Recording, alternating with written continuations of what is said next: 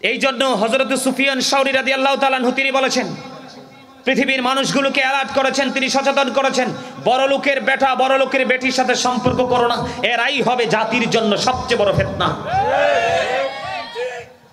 যারা কখনো ইসলামের তোয়াক্কা করে না, কোরআন হাদিসের আইনের তোয়াক্কা করে না, তাদের খেয়াল খুশি মতো তারা কাজ করতে থাকে, এদেরকে অলওয়েজ তোমরা ইগনোর করো, অ্যাভয়েড করো। ঠিক। আপনারা কি আলোচনা শুনবেন নাকি মোনাজাত দিয়ে চলে যাব? কে কে আলোচনা শুনবেন হাত তুলে দেখাইতে হবে। দুই হাত।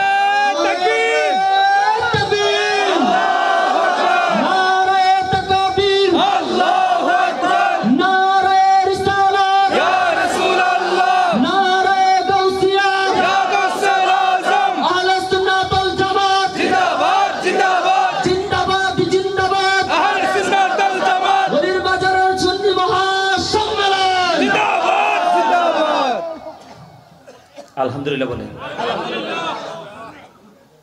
আপনি একটু চিন্তা করে দেখেন, কোরআন শরীফের 30 পারা সূরা 3 আল্লাহ বলতেছেন, লাকাদ খালাকনাল ইনসানা ফি আহসানি তাকবীর। আসমান জমিন চন্দ্র সূর্য যা কিছু সৃষ্টি করেছেন সবকিছু ফি সিত্তাতি আইয়াম, মাত্র 6 দিনে কমপ্লিট করেছেন। এর মধ্যে মানুষও আছে। কি আছে? মানুষও আছে। শুধুমাত্র এই মানুষের জন্য আল্লাহ সবকিছু সৃষ্টি করেছেন, আর এই মানুষকে সবকিছুর চাইতে সুন্দর করে সৃষ্টি করেছেন। আজকে সেই মানুষ কি সুন্দর আছে? না। কেন নাই? কেন নাই? দেখছেন, একদম 100% কারেক্ট কথা কইছে। আমি এগুলাকে মাদ্রাসা বলি না দাদা, এগুলো টং দোকান। এগুলো কি দোকান? 3 তলা 4 তলা 5 তলা ভবনে টং দোকান এগুলো। যেখানে নবীর মাদ্রাসা মানেই তো নবীর ঘর। ঠিক। এই মাদ্রাসা মানে কি? নবীর ঘর। যেখানে নবীর প্রেম নাই, যেখানে নবীর সম্মান নাই, যেখানে নবীর শান নাই, যেখানে নবীর আজমত নাই, যেখানে নবীজির মুজিজা নিয়ে বক্তব্য নাই, সেটা কি মাদ্রাসা হতে পারে? না। ইউদিল্লু বিহি কাসীরা ওয়া ইয়াহদি বিহি কাসীরা ওয়া মা ইউদিল্লু বিহি ইল্লাল ফাসিকিন। আল্লাহ বলেছেন, আল্লাহ কোরআন দিয়ে কাউকে হেদায়েত দান করেছেন, কাউকে পথভ্রষ্ট করেছেন। আল্লাহ বলেছেন, আল্লাহ ফাসিক ব্যতীত কাউকে পথভ্রষ্ট করেন না।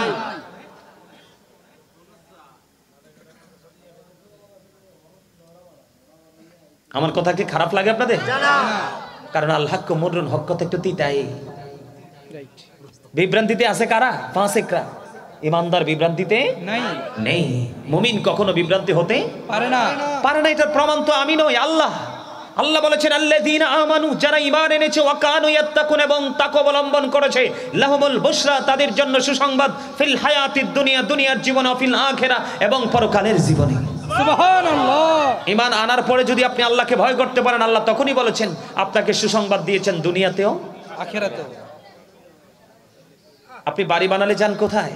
ইঞ্জিনিয়ারের কাছে। বাচ্চাকে টিচিং প্রফেশনে আনতে চাইলে আপনি যান কোথায়? শিক্ষা প্রতিষ্ঠানে। ঠিক কিনা বলেন? অসুস্থ হলে ট্রিটমেন্টের জন্য যান কোথায়? ডাক্তারের কাছে। ঠিক কিনা বলেন? সম্মানিত উপস্থিতি, ঠিক তেমনি ভাবে আপনি যদি পরকালকে যদি আপনার করে পেতে চান, আল্লাহ বলেছেন, join with my dear people, come to my paradise. Allah বলেছেন, ফাদখুলি ফি ইবাদি ওয়াদখুলি জান্নাতি। আল্লাহ বলেছেন, join with my dear people, আমার প্রিয় লোকেদের সাথে যুক্ত হও, কাম টু মাই প্যারাডাইস ওয়াদখুলি জান্নাতি, আমার জান্নাতে চলে আসো। সুবহানাল্লাহ। এবার আল্লাহকে প্রশ্ন করেন, আল্লাহ জান্নাতে কি আমি কি করব? আল্লাহ বলেছেন, জান্নাতে গিয়ে কি করব তুমি এখনো বোঝো না? এখনো সেই গুড নিউজ তোমার কান পর্যন্ত পৌঁছায়নি। কেন পৌঁছায়নি? কি জন্য পৌঁছায়নি? আল্লাহ রাব্বুল আলামিন বলেছেন, তুমি যখন জান্নাতে কদমটা বাড়িয়ে দিবে, আমি তার আগেই তোমার জন্য অতিথিয়তের ব্যবস্থা রেখেছি। আল্লাহ গো সেটা কি? আল্লাহ বলেছেন, ইনদা রাব্বিহিম ইউযকুন। আল্লাহ বলেছেন, দি রিসিভ ফুড ফ্রম আল্লাহ। আমি তাদের জন্য জান্নাতে খাবার বরাদ্দ করে রেখেছি, আর তারা কবরে এসে তারা কবরটাকে কবর নয়, তারা ভাবে জান্নাত হিসাবে। সেখান থেকে দি রিসিভ ফুড ফ্রম আল্লাহ, তারা আল্লাহর কাছ থেকে জান্নাতি খাবার রিসিভ করবে। সুবহানাল্লাহ। জোরে জোরে বলেন না সুবহানাল্লাহ। এই পিছনে কথা বলে কে? এদেরকে বলো এতে যাইতে। মেজাজ কিন্তু এমনি খারাপ। আপনারা জানেন না আমি ফাইজলামি পছন্দ করি না। আপনার কি রাস্তাঘাট দোকানপাট কথা বলে শেষ হয় না? মাহফিলের আঙ্গিনা আসে কথা বলতে হবে।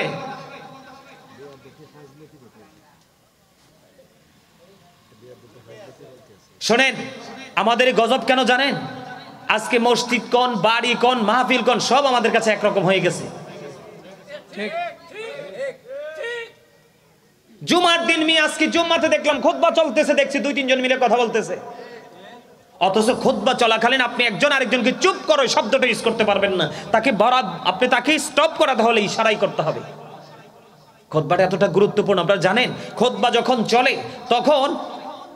যখন চলে এই মুহূর্তে যে মানুষগুলো মসজিদে কদম দেয় এগুলোর কপাল পোড়া।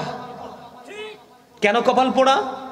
খুতবা যখন স্টার্ট হয়ে যায়, রানিং হয়ে যায়, যারা মসজিদের দুপাশে দাঁড়িয়ে যারা নোটবুকের মধ্যে সকল মুসল্লির 1 2 3 4 করে রোল নাম্বার অনুযায়ী যারা নোটবুকে উঠায়, ওই ফেরেশতাদের খাতায় কিন্তু ওই দুর্ভাগা মুসল্লি নামটা ওঠে না। তার কারণ কি? তার কারণ হলো যখন ইমাম সাহেব খুতবা দেওয়ার জন্য মিম্বরে দাঁড়িয়ে যায়, ঠিক তখনই ওই ফেরেশতারা তার নোটবুকটাকে ক্লোজ করে ইমাম সাহেবের খুতবা শুনতে থাকে। সেই খবর আমাদের কি আছে আজকে? আছে কি নি? আরে আছে কি নি? পৃথিবী কিভাবে বাড়ি বানাবো, কিভাবে গাড়ি কিনবো, কিভাবে ছেলেকে ফ্রান্স, অস্ট্রেলিয়া, কানাডায় পাঠাবো, ইউরোপ কান্ট্রিতে পাঠিয়ে আত্মীয় স্বজনের কাছে বলবো I am the great person.